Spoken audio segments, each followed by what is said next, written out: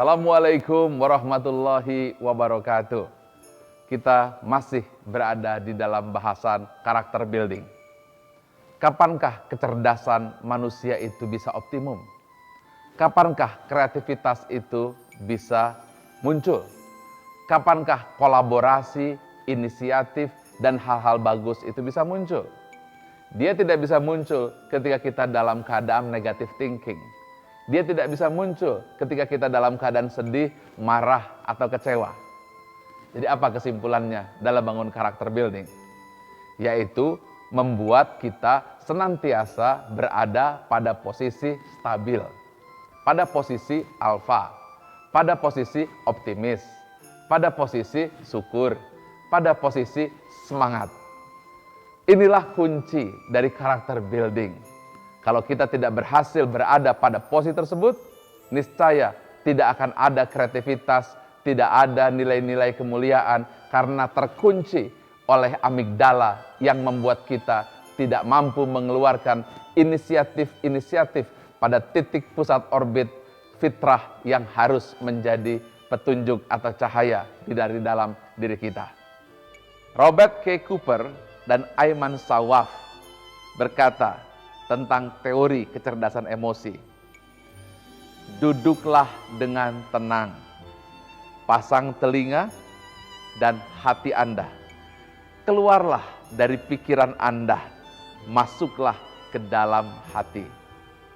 Lihat, ini semua adalah bukti bahwa untuk menyulut kreativitas, untuk menyulut sinergi, untuk menyulut hal-hal yang positif adalah ketika bukan berada pada dimensi intelektual, tetapi ketika kita masuk terjun ke dalam hati. Kondisi tersebut adalah kondisi good feeling. Kondisi tersebut adalah ketika hati penuh dengan rasa syukur. Hati dalam keadaan damai. Hati dalam keadaan tentram. Artinya, karakter building adalah lahir ketika hati dalam keadaan yang sangat positif, ketika hati dalam keadaan yang tenang, dan hati dalam keadaan yang tentram. Itulah sebabnya sholat senantiasa mengucapkan kalimat-kalimat afirmasi positif, seperti ucapan Allah yang pengasih dan penyayang, Allah yang maha mulia dan maha tinggi, Allah yang maha agung. Pengucapan berkali-kali dilakukan pada saat ruku atau dalam keadaan sujud adalah sebuah kegiatan yang berpola.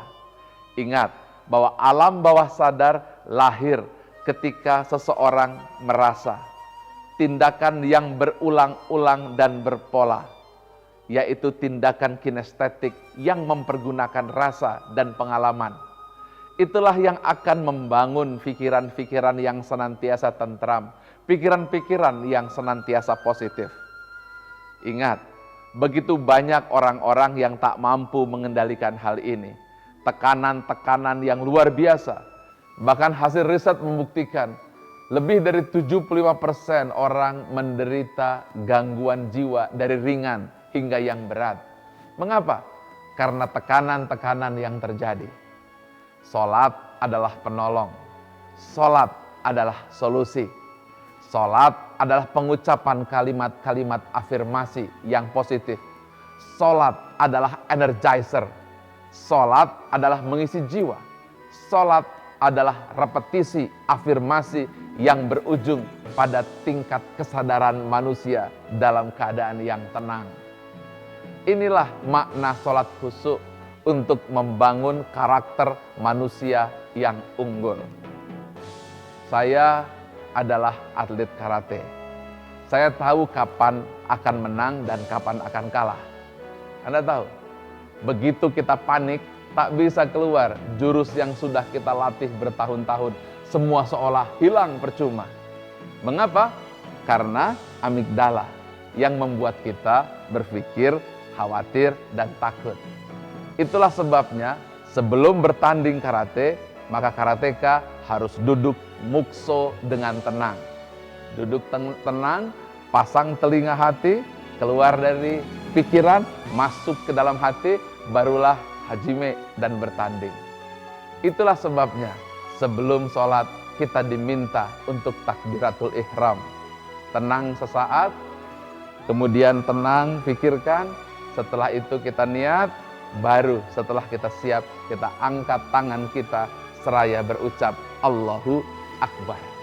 Dimulailah di situ. Lalu dimulailah penjernihan emosi kita.